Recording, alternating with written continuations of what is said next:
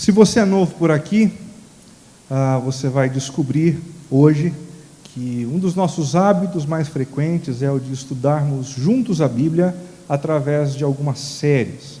Nós não estudamos simplesmente temas isolados, mas através de algumas séries nós nos aventuramos ao aprofundamento nas Escrituras, naquilo que a Bíblia diz, de tal forma extrair dela o melhor para a nossa vida, os desafios que Deus tem dado para as nossas vidas. Em especial, nessa noite, nessa hora, nós vamos iniciar uma série chamada Vulnerabilidade e Desnudamento, uma releitura do livro dos Salmos. E para que você não tenha um surto psicótico aí, fique tranquilo, eu não tenho pretensão nenhuma de estudar os 150 salmos nesta noite, e nem mesmo estudá-los ao longo das próximas semanas. Isso demandaria da gente pelo menos 3 anos de estudo, né? Nós vamos investir apenas 8 semanas, conversando sobre 8 salmos diferentes, mas que têm algo em comum. São salmos de lamento, são salmos de súplica, aonde os orantes, passando por diversas dificuldades, se aproximam de Deus e rasgam o coração, mostrando as suas vulnerabilidades, se desnudando na presença de Deus, para colher dele a cura e o cuidado que eles tanto necessitam. Introduzindo o assunto, em meio às mais variadas pressões da vida, muitos de nós temos nos esforçado bastante para parecer mais fortes do que na verdade somos. Muitos de nós enfrentamos problemas no trabalho, e quando chegamos dentro de casa, ouvimos a pergunta: está tudo bem com você? Está tudo em ordem? E a gente imediatamente se recompõe e diz: está tudo certo, tudo ok, não se preocupe comigo. A casa está caindo, problema de relacionamento conjugal, problema com os filhos, e a gente vai para o ambiente de trabalho, e quando alguém pergunta: estou percebendo você meio estranho, está tudo bem, está tudo em ordem, e a gente imediatamente se recompõe dizendo: não, está tudo bem, está tudo certo, não se preocupe demais comigo. Os nossos amigos percebem isso. Tem alguma coisa estranha com você, no seu jeito, na sua postura, você não se comporta assim há muito tempo. O que anda acontecendo com você? Já percebeu como a gente é hábil nessa arte de tentar parecer que estamos melhores do que na verdade nós estamos? Esse esforço, muitas vezes, justificado pela posição que ocupamos, tem origem na nossa necessidade de sermos aceitos e admirados pelos outros. Às vezes a gente não quer transparecer a nossa dor e o nosso sofrimento porque a gente ocupa uma posição de influência na empresa, na nossa loja, então a gente não quer contagiar os outros. Às vezes a gente não quer transparecer dentro de casa para não levar as pessoas que estão por perto ao desespero. Mas muitas outras vezes a gente não deixa transparecer o que anda acontecendo com a gente, com o nosso coração, porque a gente deseja ser aceito pelos outros. E quando a gente fala a respeito das nossas dores, às vezes a gente se torna a pessoa não grata, a gente se torna a gente não bem querida. A gente também deseja a admiração dos outros. Eles desejam nos ver fortes e a gente faz de tudo para ser aceito e admirado assim por quem está por perto. Por conta disso, represamos os sentimentos e as angústias do nosso coração que não deviam ser evitadas sempre. Em muitos momentos a gente precisa evitar sim, mas não sempre. Porque represar tristezas, medo, angústias, dores, faz com que essas coisas inchem dentro do nosso coração e drenem as nossas energias e roubem a nossa alegria. Nós precisamos sim de um ambiente onde possamos ser nós mesmos. Todos precisamos de um espaço seguro, onde podemos ser nós mesmos, livres das máscaras, a fim de lidarmos com os nossos sentimentos mais profundos. É exatamente aí que entra o livro dos Salmos. O livro dos Salmos, que é um dos livros mais lidos de toda a Bíblia, devido à maneira franca e escancarada como os seus autores conversam com Deus sobre as suas questões. E quando a gente lê o livro dos Salmos, a gente ouve os salmistas dizendo coisas para Deus que, na verdade, a gente gostaria de dizer. Quando o salmista diz: Deus meu, por que me desamparaste? A gente é que gostaria de estar dizendo isso. Senhor, por que as tuas flechas fizeram de mim um alvo? Na verdade, a gente que gostaria de dizer isso. E quando a gente se aproxima dos Salmos, a gente se identifica. As dores deles são as nossas dores. As expectativas deles são as nossas expectativas. As esperanças deles são as nossas esperanças também. Um outro aspecto altamente contagiante dos Salmos é a sua poesia, repleta de metáforas que aprofundam conteúdos de uma maneira muito simples.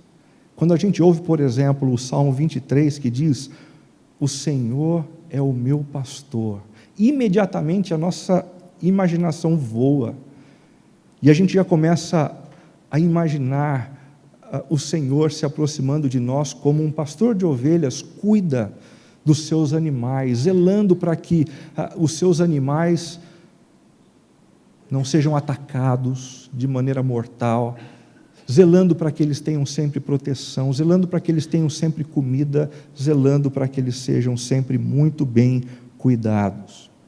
Não obstante as muitas metáforas que a gente conhece e acaba com elas se identificando, algumas dos salmos perderam a sua clareza devido à distância cultural que nos separa dos seus ouvintes originais. Algumas metáforas a gente entende, outras não.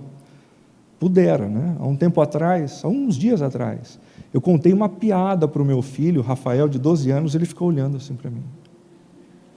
E ele não riu da minha piada. Eu disse: por que você não riu da minha piada? Ele disse: pai, eu não entendi absolutamente nada do que você disse. Se o meu filho não entende uma piada que eu contei, imagine algumas piadas ou algumas metáforas contadas há milhares de anos atrás. Os salmos foram escritos aí entre 500 e 1000 anos antes de Cristo.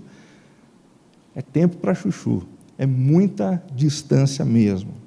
Para resolver esse problema, o Dr. Eugene Peterson decidiu fazer uma nova versão da Bíblia que comunicasse a sua mensagem de maneira contemporânea. Eu não sei quantos de vocês conhecem essa Bíblia.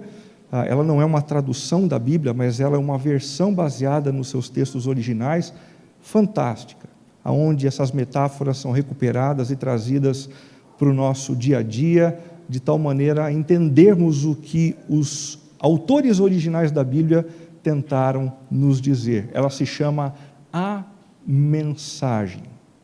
Muita gente tem lido e sido contagiado pelos salmos que foram traduzidos pelo Dr. Eugene Peterson. Gente conhecida por aí também. Um homem chamado Bono Vox, cantor do grupo U2, foi uma dessas pessoas, que se encantou tanto com a leitura dos salmos, dentro da Bíblia, a mensagem, que acabou entrando em contato com ele. Bom, acho melhor você ouvir essa história dele mesmo.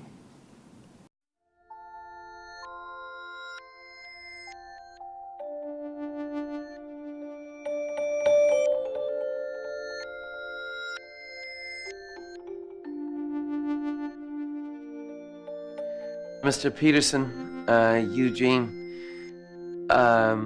my name is Bono. I'm the singer with the group U2, and wanted to sort of video message you my thanks and our thanks in the band for this remarkable work you've done. There's been some great translations, some very literary translations, but no translation that I've read that speaks to me in my own language.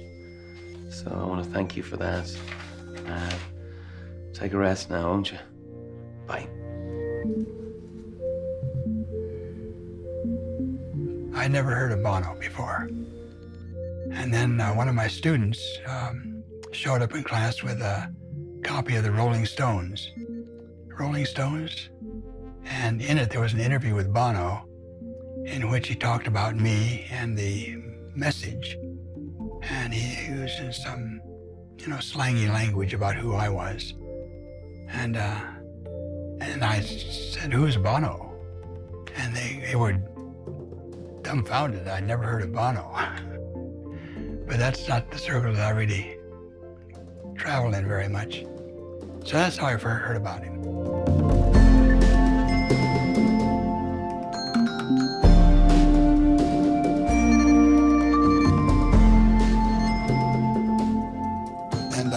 And then people started bringing me his music, and I listened to his music, and I thought, I like this guy. And I was starting to, after a while, I was feeling quite pleased that he knew me.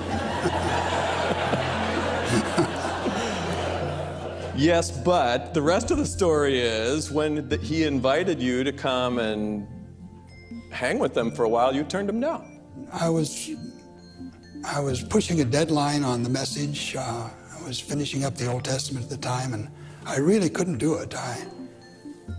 You may be the only person alive who would turn down the opportunity just to make a deadline. I mean, come on. It's Bono, for crying out loud. Dean, it was Isaiah. Yeah. The Old Testament is a long, long book, much longer than the New Testament.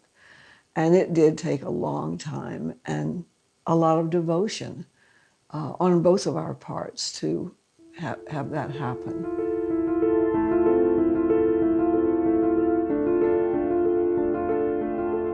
I have to say, in the last years, Eugene's writing has kept me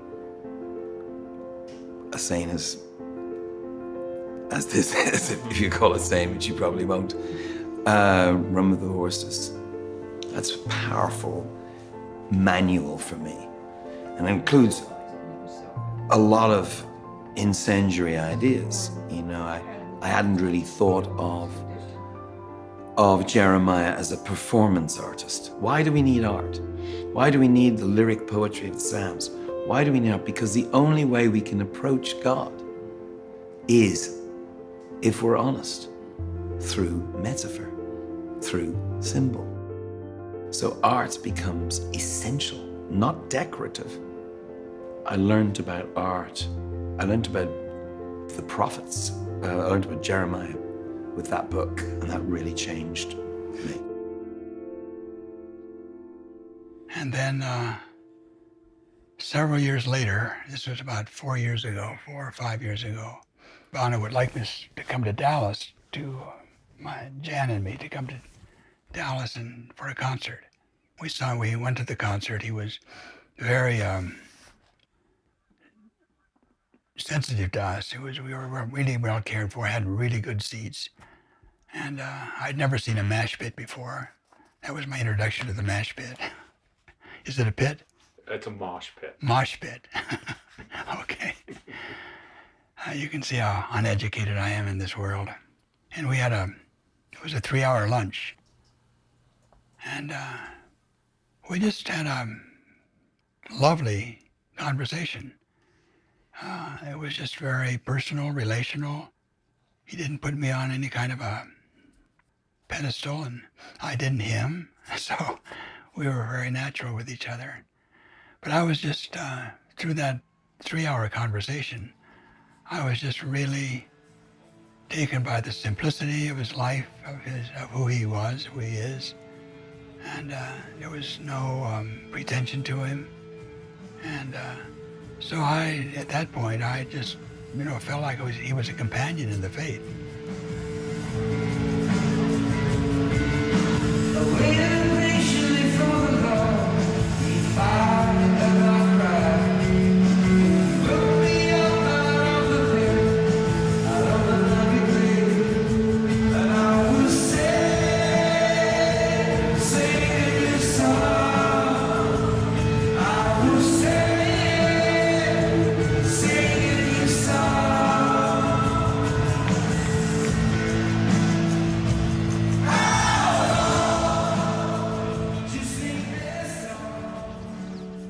I think it's one of his best ones. And he sings it a lot. I mean, he does this a lot. It's one of the Psalms that reaches into the hurt and disappointment and difficulty of being a human being. And acknowledges that in a language that is immediately recognizable. You know, there's something that reaches into the heart of a person and the stuff we all feel, but many of us don't talk about.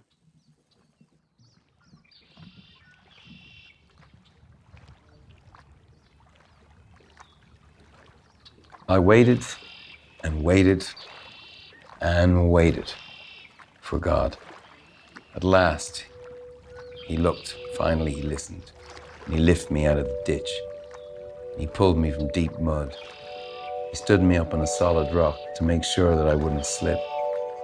He taught me how to sing the latest God song.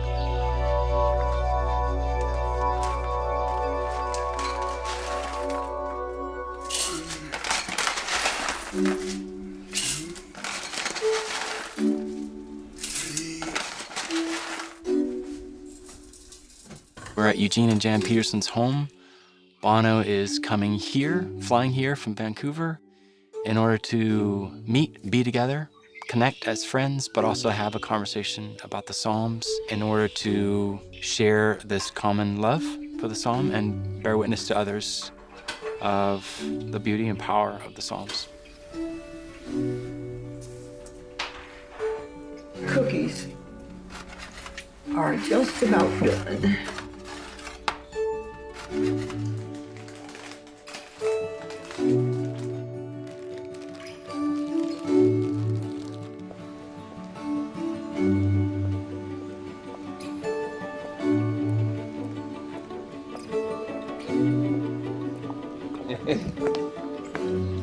Now look at this.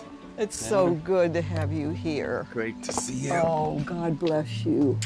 Well, God's blessed you, that's for sure. Look where you live. This is quite a spot. You know, I just realized, never been to Montana. Haven't you really? So many gifts already. just since being here. And welcome to the Flathead. That's what I always like to say to people when they come.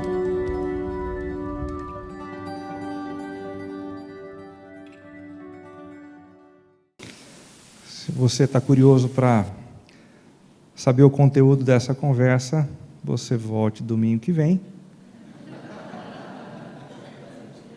Brincadeira, não? O negócio é esse mesmo. Você volta semana que vem e a gente vai, domingo após domingo, assistir um trechinho dessa conversa entre Bono Vox e Eugene Peterson sobre os Salmos. Eu não preciso nem falar mais nada, né? A gente só assiste o Bono e o Eugene Peterson conversando, já é o suficiente. O nosso desafio agora é conversar sobre a vulnerabilidade e o desnudamento em meio a uma situação bem específica, a traição. E eu decidi conversar sobre um salmo que fala a respeito disso por uma razão muito simples. Eu tenho ouvido demais gente reclamando do sofrimento por viver ao lado de gente traíra. Já ouviu isso? Não aguento mais viver com gente traíra. Com gente que conta os meus segredos para os outros, com gente que mente para mim, com gente que é infiel para comigo. Estou cansado de gente que não merece a minha confiança. Muita gente tem sofrido hoje em dia, e um salmista em especial sofreu de forma muito profunda essa mesma dor. É o que a gente encontra no Salmo de número 5. Ele ora a Deus dizendo assim: escuta, Senhor, as minhas palavras, considera o meu gemer, atenta para o meu grito de socorro, meu Rei e meu Deus, pois é a Ti que imploro. De manhã ouves, Senhor, o meu clamor, de manhã te apresento a minha oração e aguardo com esperança. Tu não és um Deus que tenha prazer na injustiça, contigo o mal não pode habitar. Os arrogantes não são aceitos na tua presença. Odeias todos os que praticam o mal. Destrói os mentirosos, os assassinos e os traiçoeiros, o Senhor detesta. Eu, porém, pelo teu grande amor, entrarei na tua casa.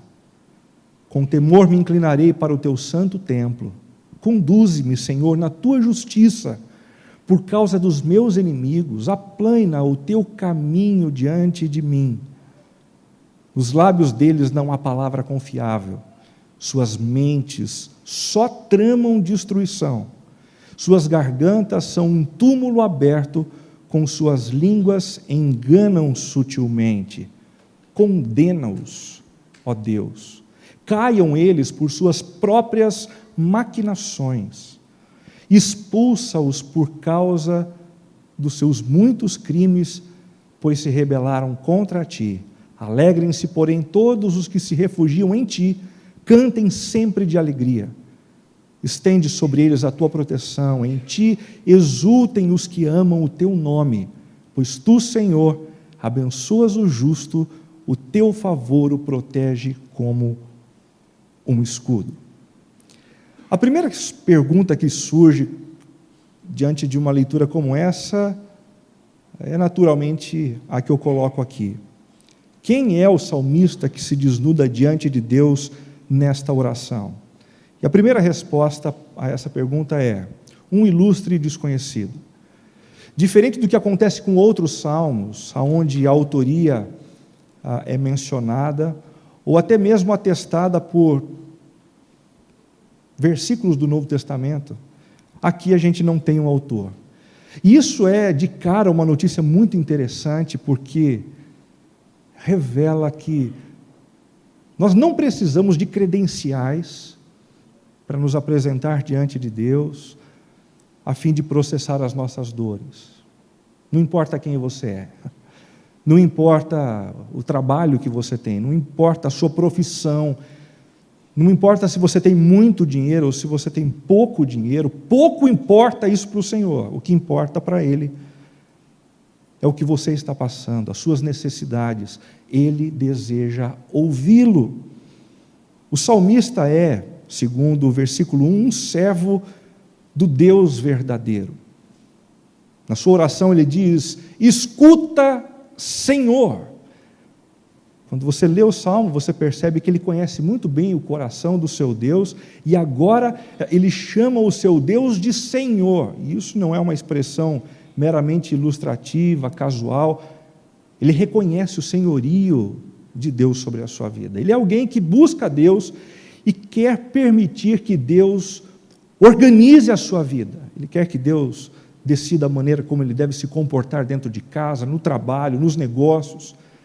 Ele tem Deus no centro do seu coração. Em terceiro lugar, a gente pode afirmar que ele é alvo de um grande sofrimento. E perceba que grande sofrimento é esse. Escuta, Senhor, as minhas palavras. Eu preciso de alguém que esteja atento nesse momento. Eu não quero conversar sobre trivialidades, eu não quero alguém para simplesmente trocar figurinhas numa sexta-feira à noite. Eu quero alguém que ouça o que eu tenho para dizer, porque o que eu tenho para dizer é algo que tem rasgado o meu interior. Eu preciso do Senhor. Me escuta, por favor.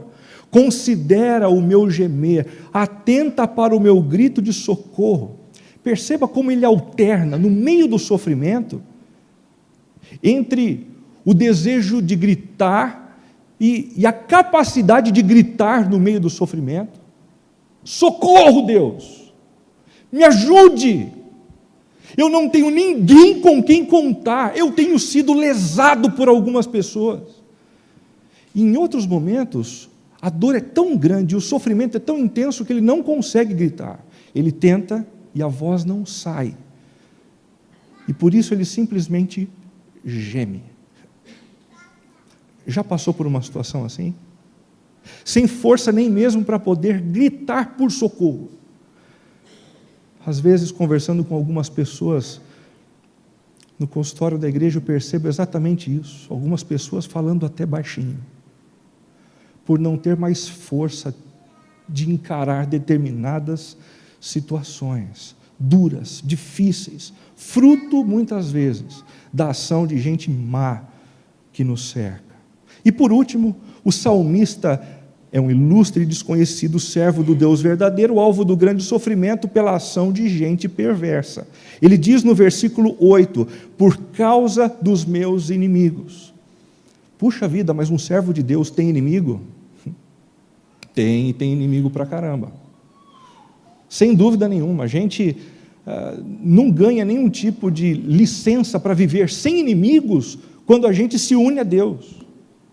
Pelo contrário, a nossa própria postura em contraste com o que a sociedade diz e com os valores que são apregoados na cidade, são bons motivos para a gente ter inimigos.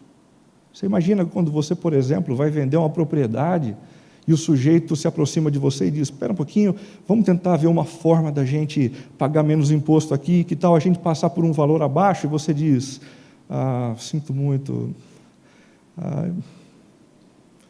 não costumo fazer negócios assim. Ganhou um inimigo. Ganhou alguém que vai ficar o resto da vida martelando na sua cabeça, indignado porque você não vive baseado nos mesmos valores que ele. Esse é o salmista que se desnuda diante do Senhor. E quem eram as pessoas perversas a quem o salmista chama de inimigos? Bom, a primeira dica é que os seus inimigos eram gente falsa e mentirosa, bons hipócritas, gente que na frente era uma coisa e por trás era outra. Nos lábios deles não há palavra confiável. Já caiu nas redes de alguém assim? Anda sofrendo por conta de gente hipócrita? Como a gente reclama de gente assim, não é verdade? Gente que cruza o nosso caminho e quando está na nossa frente se comporta de determinada maneira. A gente mal vira as costas e vem a pedrada e a gente percebe os desarranjos. O salmista também lutava com gente perversa e destrutiva. Perceba, gente perversa e destrutiva. Renato, espera um pouquinho, não é possível que existam pessoas assim, mas de verdade, na essência, existem. E se você ainda não provou do poder deles, mais cedo ou mais tarde vai provar. Como existem pessoas por aí que têm prazer em ver a nossa queda, a nossa ruína. Você separou, e tem gente dando risadinha com o canto da boca. Você está com uma crise com os filhos, e lá no fundo você percebe que alguém ficou com problema financeiro, então vai ter gente rindo pra caramba, feliz da vida, porque você não vai conseguir trocar o carro, porque você não vai conseguir fazer as viagens que gostaria de fazer. Como tem gente ruim do nosso lado, que se alegra com o nosso sofrimento.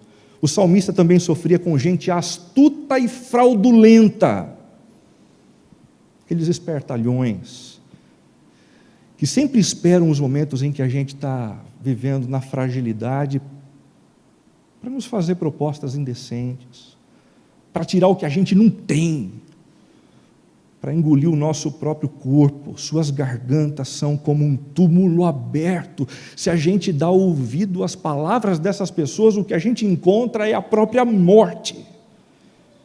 Em último lugar, gente lisonjeira e bajuladora. O salmista sofreu com gente bajuladora. Sabe aquele sujeito que se aproxima, que só faz elogios, que nunca tem uma palavra atravessada, tudo. Perto dessa pessoa você se sente até melhor. Cuidado com o lisonjeiro, cuidado com o bajulador, porque o que há de manipulação por trás de algumas das palavras que a gente ouve é uma enormidade. O salmista sofreu com isso, muitos de nós aqui também temos sofrido por conta disso. Gente lisonjeira e bajuladora. Mas a quem o salmista recorreu em meio ao sofrimento, ao lidar com pessoas dessa natureza? O versículo de número 2 diz: atenta para o meu grito de socorro, meu Rei e meu Deus. em meio ao seu sofrimento por conta de pessoas assim, más, destrutivas, lisonjeiras, bajuladoras, mentirosas, fofoqueiras, o que ele fez foi entrar no santuário, buscar a presença do seu Deus, e perceba a maneira como ele se dirige a Deus. Ele diz: meu rei e meu Deus. Essa não é uma expressão muito comum na Bíblia. A gente encontra pessoas falando a respeito de Deus e do Deus que é rei, mas poucas vezes os autores bíblicos se referem a Deus como o meu Deus. Por trás dessa expressão, meu Deus, o salmista expressa a sua intimidade com o Senhor e a confiança que ele tem em Deus, a confiança dele. É como se ele estivesse dizendo: eu não estou buscando a solução para os meus problemas em outros lugares, no balcão de outros deuses, mas eu estou colocando a minha confiança em Ti. Muitas e muitas vezes a gente é tentado no meio do sofrimento e buscar solução em outros balcões, das mãos de outros deuses. É furada, é problema, é encrenca. Faça como o salmista, coloque a sua confiança no Deus que você conhece. E ele diz: meu rei, enfatizando que o Senhor não é apenas o Criador de todas as coisas, mas acumula também a função de juiz.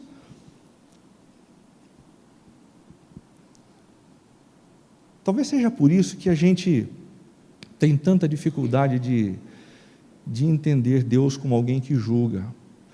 Nós temos presidente, nós não temos rei. E o presidente tem uma função, o legislativo tem outra, o judiciário tem outra, mas quando a gente fala de um rei, a gente fala daquele que acumula todas essas funções. Ele legisla, ele executa e ele exerce juízo. O salmista diz: eu vou colocar a minha causa nas tuas mãos, Senhor. Nas tuas mãos, porque o Senhor é juiz. O Senhor tem direito de fazer justiça com as suas próprias mãos. Você tem colocado a sua causa perante o Senhor? Qual é a causa que hoje mais te desequilibra? Qual é a situação que mais mexe com você, que rouba o teu sono, que te leva às lágrimas? Você tem sido assaltado por algumas pessoas? O nosso Deus é juiz. E você pode procurá-lo, colocando diante dele a sua causa, ele vai ouvi-lo. É assim que o salmista se aproxima do Senhor. Mas por que é que ele recorre a Deus? Por que é que Deus é tão importante num momento como esse? Em primeiro lugar, porque ele sabe que Deus o ama. O versículo 7 diz: eu, porém, pelo teu grande amor, entrarei em tua casa com temor, me inclinarei para o teu santo templo. Ele sabe que no coração de Deus há um movimento do qual ele não consegue se livrar, que é o movimento na direção de gente oprimida e injustiçada. Deus tem esse movimento no coração dele. Você quer conhecer algo que Deus não consegue? É isso. Virar os olhos para quem está sofrendo, virar os olhos para quem está sendo injustiçado, oprimido, excluído. Ele não consegue. E se você está precisando dele, você pode contar com ele, porque o amor dele é leal.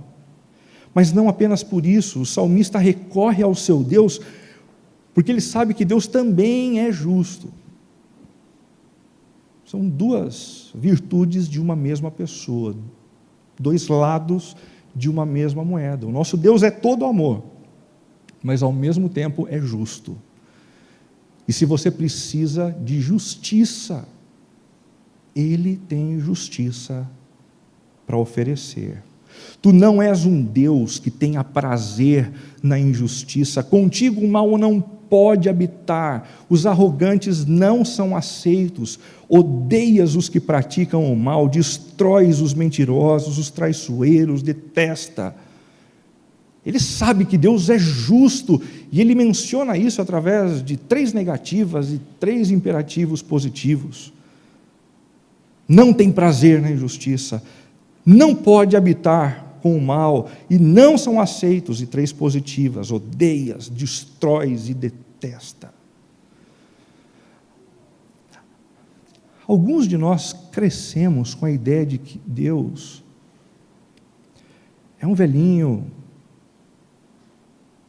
praticamente incapaz de se levantar de uma cadeira e que se importa muito pouco com os nossos deslizes, com os nossos erros, ou até mesmo com as nossas necessidades.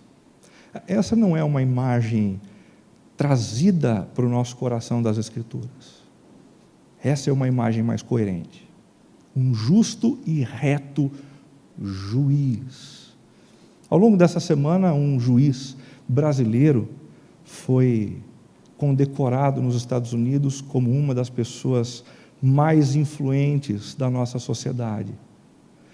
Que gostoso a gente perceber um juiz sendo colocado nessa posição. Agora nós estamos conversando a respeito de um juiz que é muito mais justo, que é muito mais poderoso e que é muito mais capaz de te ajudar e de me ajudar do que nós podemos imaginar.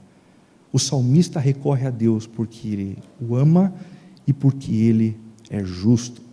Mas quando é que o salmista recorre ao seu Deus? Olha o versículo de número 3. De manhã ouves o meu clamor, de manhã te apresento a minha oração e aguardo com esperança. É exatamente agora que algumas pessoas dizem assim: agora encontrei uma base bíblica para esse negócio de ter que acordar de madrugada, bem cedinho, porque a fila é menor para conversar com Deus. Bobagem, não é essa a história. Existem pelo menos 3 maneiras da gente interpretar esse texto. A primeira delas é através de uma explicação existencial. O sofrimento desse salmista é tão intenso que o sono não resolve. Às vezes a gente está cansado, a gente está cheio de estresse, e a gente dorme. Quando levanta, a gente está bem. Mas esse sofrimento que ele está enfrentando não passa com o sono. Ele levanta e ainda sente palpitação. Ele acordou e ele já começa a ficar tenso porque o dia vai começar. Uma outra explicação é a explicação histórica. Os reis daquela época costumavam atender as pessoas pela manhã. E então, quando o dia avançava, esses reis se ocupavam de outras questões, conversando sobre os seus exércitos, conversando sobre as novas empreitadas militares e assim por diante. E uma outra explicação é a explicação evangelical, que nos convida a pensar na vida piedosa do salmista. Ele começa o dia em oração. E por que ele começa o dia em oração? Para poder passar o restante do dia vigilante na expectativa de que Deus há de respondê-lo. Se você ainda não passou por uma experiência assim, eu te convido a experimentar. Começar o seu dia colocando a sua causa diante do Senhor e dizendo: Deus, eu estou pedindo, eu estou clamando, eu não tenho a quem mais recorrer, só o Senhor, e eu vou passar o dia vigilante, aguardando a tua resposta e o teu movimento. Como é gostoso quando a gente percebe um movimento de Deus em resposta ao que a gente disse. É aquela sensação de que a gente não está sozinho, de que Deus de fato escutou a nossa oração e se moveu de uma forma ou de outra para nos ajudar em meio à nossa questão. Se de manhã, se de tarde ou se de noite, essa não é a grande questão. O que importa é a quem a gente recorre e a maneira como nós nos aproximamos dele. Mas o que é que o salmista pede ao seu Deus? Ele está enfrentando o problema, o que é que ele pede? Existem algumas coisas nesse salmo. Em primeiro lugar, orientação para viver. Conduze-me, Senhor, na tua justiça por causa dos meus inimigos. É como se ele estivesse vivendo no meio de um campo minado. Já teve essa sensação? Um campo minado. E você tem que medir os seus passos para não pisar em falso. Porque a menor falta de cuidado você explode. Você acaba, você é desintegrado. Ele se sente assim, ele pede, por favor, Senhor, eu preciso da tua orientação, eu preciso que o Senhor abra os meus olhos para perceber quem de fato está me elogiando e quem de fato está me bajulando para conseguir os meus favores. Eu preciso discernimento, Senhor, para perceber se a palavra que vem para mim é palavra verdadeira ou é palavra mentirosa. Eu preciso perceber se as intenções daquele que se aproxima são de fato voltadas para o meu bem ou para a minha destruição. Abre os meus olhos, eu preciso de orientação. Você está precisando disso? O Senhor tem para dar. Agora, não basta que a gente simplesmente acredite nisso, nós precisamos nos aproximar desse Deus e clamar por isso, para que o nosso coração receba de fato o que nós estamos clamando. Em segundo lugar, o salmista pede ao seu Deus endireitamento do caminho.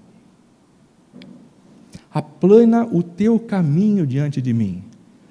Por conta dessas pessoas rebeldes, ímpias, más, o salmista se deu mal.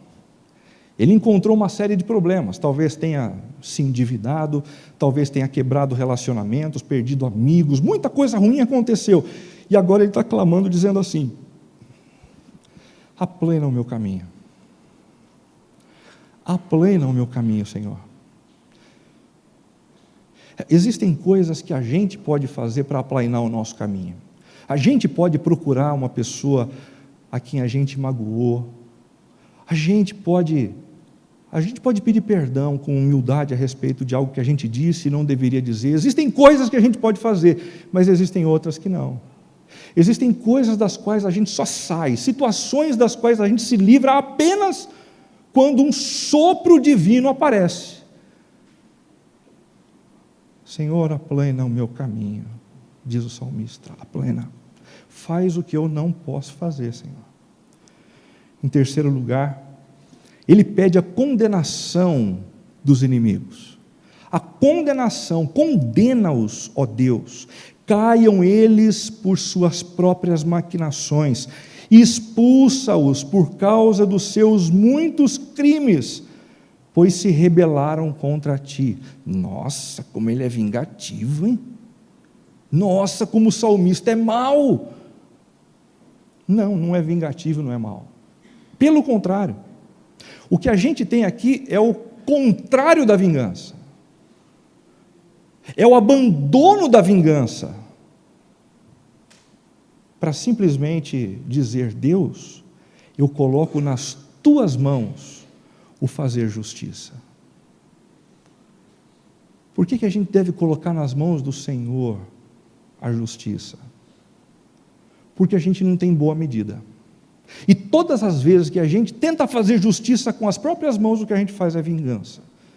E a gente acaba causando um mal que a gente não gostaria de causar, e então um ciclo de desgraça alimenta os nossos relacionamentos. Para de resolver por si só e coloca esse assunto nas mãos de Deus. Pai, resolve. Cuida dessa situação. Manifesta o teu parecer sobre a minha causa. Em quarto lugar, o salmista pede ao seu Deus preservação da alegria. Alegrem-se, porém, todos os que se refugiam em ti, cantem sempre de alegria. Renato, não tem como viver alegre no meio de tanta infidelidade. Não tem como viver feliz no meio de tanta gente traíra. Não tem. Tem. Tem sim. Quando a gente encontra esse lugar de refúgio. A alegria e a felicidade não são possibilidades apenas para quem vive livre de circunstâncias contrárias. Sabe por quê? Porque se a alegria e a felicidade só fossem possíveis para a gente que vive nessa situação, alegria e felicidade não seriam possíveis. Quem aqui não tem situação de problema? Quem aqui não tem inimigos? Quem aqui não tem gente que conspira, gente que puxa o tapete? Quem não tem, põe o dedo aqui, que já vai fechar. 1, 2, 3. Todos nós temos. Mas quando a gente encontra o lugar de refúgio, quando a gente encontra os pés do Senhor no nosso quarto fechado, e a gente busca a graça e a misericórdia dEle, Ele tem graça e misericórdia para nos dar. Está na dúvida? Experimenta. Experimenta. Estou cansado de ouvir gente assim, eu já ouvi essa história, mas não tenho provado. Tem buscado? Porque a palavra diz que Ele não lança fora nenhum dos que o buscam com sinceridade de coração. Ele rejeita os soberbos, mas Ele dá graça àqueles que são humildes. Senhor, escuta a minha oração, fortalece-me e restaura a minha alegria. Ele fortalece, restaura a sua alegria também. Por último, o salmista pede ao seu Deus proteção dos justos. Estende sobre eles a tua proteção. Em ti exultem os que amam o teu nome. Pois tu, Senhor, abençoas o justo, o teu favor o protege como um escudo.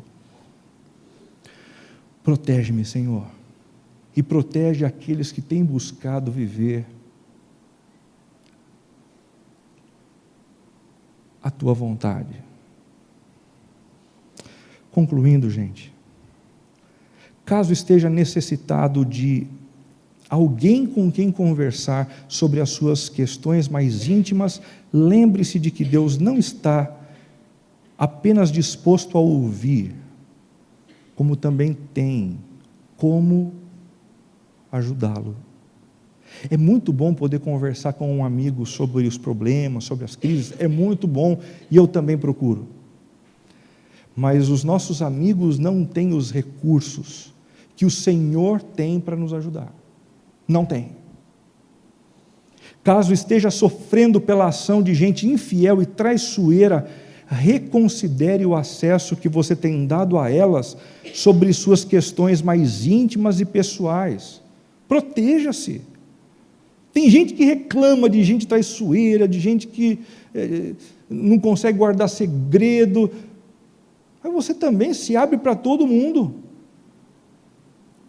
O tempo todo, indistintamente, sem tomar cuidado, a culpa muitas vezes é nossa. Ei, segura a sua língua aí.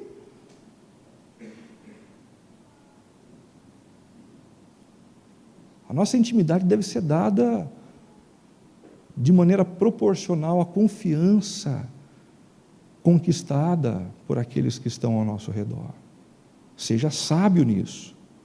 Caso esteja sofrendo as consequências da maldade de seus inimigos, recorra ao Senhor, que é justo juiz, e clame pela intervenção assertiva e poderosa da parte dele. O nosso Deus, em quem a gente pode confiar, é juiz. Que julga. Você tem uma causa? Coloque a sua causa nas mãos dele. Sobretudo, lembre-se de que a alegria não é o produto da ausência de problemas e adversidades, mas da possibilidade de ter em Deus um lugar de refúgio. Um lugar de refúgio. Já esteve lá? Já provou disso essa semana? Experimenta. Tem dúvidas? Arrisque. O Senhor rejeita os soberbos, mas dá graça aos humildes. Vamos orar?